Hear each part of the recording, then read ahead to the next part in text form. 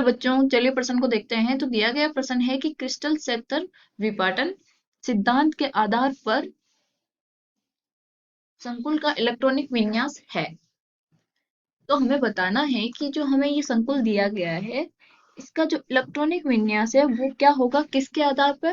Crystal shutter विपाटन सिद्धांत के आधार पर। विकल्प हमें दिए गए हैं, सही विकल्प का हमें चुनाव करना है। तो सबसे पहले हम क्या लिखेंगे? मुख्य उदाहरण, मुख्य अवधारणा। तो वो क्या हो जाएगा? क्रिस्टल सेटर विपाटन सिद्धांत। तो सबसे पहले इलेक्ट्रॉनिक विन्यास ज्ञात करने के लिए हमें ये पता होना चाहिए कि क्रिस्टल सेटर विपाटन सिद्धांत है क्या, और उसमें भी जो हमारे संकुल है वो अष्टफलकीय होते हैं, चतुष्फलकीय होते हैं, समतल वर्गाकार भी होते हैं। तो उनके आधार पर भी हमारा जो क्रिस्टल सेटर विपाटन है वो भी निर्भर करता है। तो सबसे पहले वो पता होना चाहिए। तो चलिए हम देखते हैं।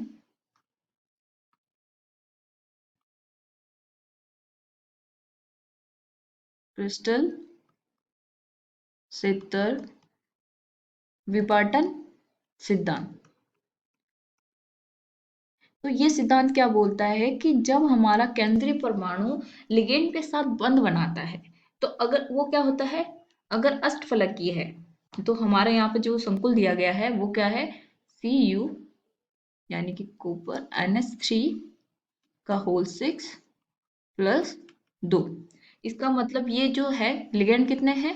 6, समन्वय संख्या 6 है। तो ये क्या बनाएगा? अष्टफलकीय ज्यामिति बनाएगा। अष्टफलकीय ज्यामिति। अष्टफलक की ज्यामिति में होता क्या है कि जब हमारा केंद्रीय परमाणु के जो डी कक्षक है उनमें और लिगेंड जब बंध बनाते हैं, तो अगर वो सेम दिशा में है, एक्सिस के अकॉर्डिंग है, तो क्या होगा? उनमें प्रतिकर्षण ज्यादा होगा। तो प्रतिकर्षण ज्यादा होगा तो क्या होगा कि उनकी जो डी कक्षक होते हैं हमारे जो केंद्रीय परमाणु के, वो क्या होता है, उनकी एनर्जी वो क्या करता है, बढ़ जाती है। उनकी जो ऊर्जा स्तर लेवल है वो ऊपर चला जाता है, और जो अक्ष के दूर होते हैं वो उनका ऊर्जा लेवल थोड़ा कम हो जाता है। तो उसकी वजह से क्या होता है कि उसमें दो ग्रुप में बढ़ जाता है हमारा डी कक्षक। अब जैसे हमारा जो डी है, डी क्या होता है? X Y, Y Z, D Z X. और क्या होता है? D X square Y square, और दूसरा क्या होता है? D Z square. अगर हम पांचों का समझें कि ये होता क्या है एक्चुअल में, तो ये डी एक्स वाई है यहाँ पे। तो इसमें जो हमारे डी कक्षक होगा वो किस प्रकार से होगा? इस प्रकार से। ये क्या होगा? अगर यहाँ पे x और ये y अक्ष ले ले तो ये हो जाता है dxy। अगर यहाँ पे चेंज करते जाओ तो yz बन जाएगा, zx बनेगा। ये सेम है। तो इनका एक ऊर्जा लेवल अलग होगा। फिर ये वाले जो होंगे dxy स्क्वायर क्या होता है? ये होगा x में एक एक्सिस पे होगा हमारा d कक्षक, और एक यहाँ पे होगा। तो ये किस पे है? On the axis. उसी प्रकार से हमारा z बनेगा। वो क्या होगा? ये एक ऐसे और एक ऐसे, ये वाला। तो ये होता है डी जेड स्क्वायर, और ये होता है D X square Y square.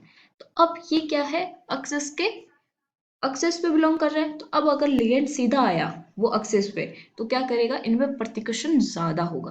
प्रतिकर्षण ज्यादा होगा तो इन दोनों का जो ऊर्जा लेवल है, ऊर्जा स्तर है, वो क्या होगा? ऊपर चला जाएगा, और इनका जो ऊर्जा स्तर है वो नीचे आ जाता है। किस प्रकार से? देखिए यहाँ पे क्या है, ये है हमारा डी कक्षक। डी के कक्षक पांचों, 1 2 3 4 और 5। ये जब तक लिगेंड नहीं आया, बंध नहीं बनाया, इनकी ऊर्जा, इसको हम क्या बोल देते हैं? 5 समभ्रंश डी कक्षक। ये कब है? जब मुक्त अवस्था, यानी कि कोई भी लिगेंड इसके आसपास नहीं है।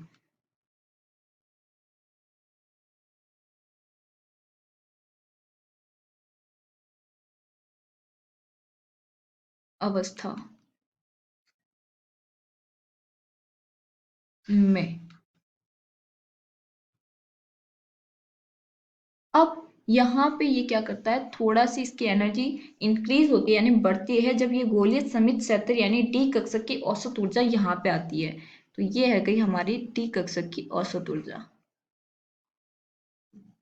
1 2 3 4 5 ये हो गई हमारी। यहाँ हम क्या लिखेंगे, गोलीय सममित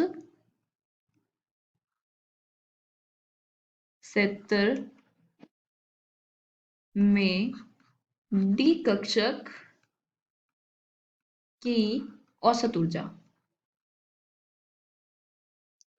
औसत ऊर्जा।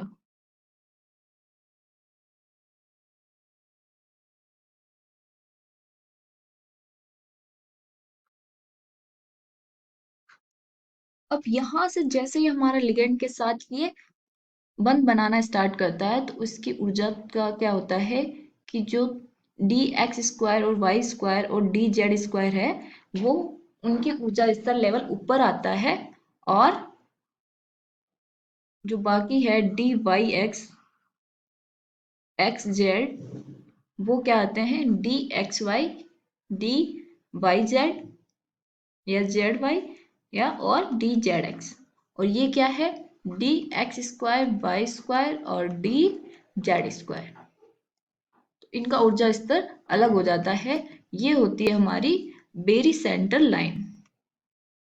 Berry centre line. तो इसी वजह से अब क्या होता है, अगर हमारा कोई इलेक्ट्रॉन लिगेंड है वो बंध बनाएगा तो किसके साथ बनाएगा, जिसका ऊर्जा स्तर थोड़ा कम होगा उसमें इलेक्ट्रॉन रहेंगे।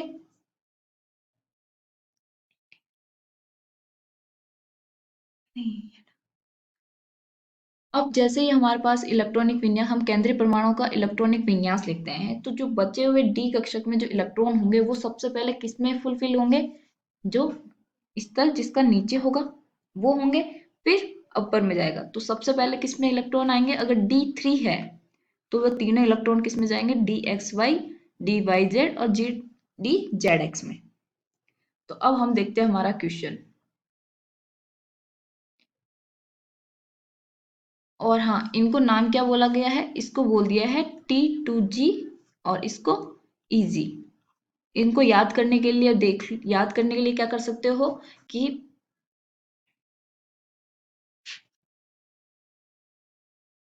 तीन कक्षक है तो T2G, तीन अक्षर आ गए इसमें, तीन अल्फाबेट आ गए, इसमें दो है तो इसके दो अल्फाबेट इजी।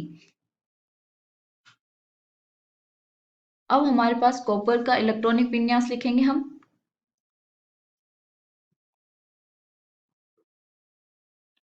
तो CuNH3 का होल 6 2+। तो कॉपर क्या है, परमाणु क्रमांक 29, कॉपर +2 का ऑक्सीकरण अवस्था, क्योंकि NH3 क्या है उदासीन है तो इसका ऑर्गन D10 4s1। ये हो गया इसका इलेक्ट्रॉनिक अभिविन्यास। तो Cu+2 का कितना होगा, दो इलेक्ट्रॉन चले जाएंगे संयुक्तता कोष से, 3D9 4s0। अब इलेक्ट्रॉन कितने हैं यहाँ पे, 9।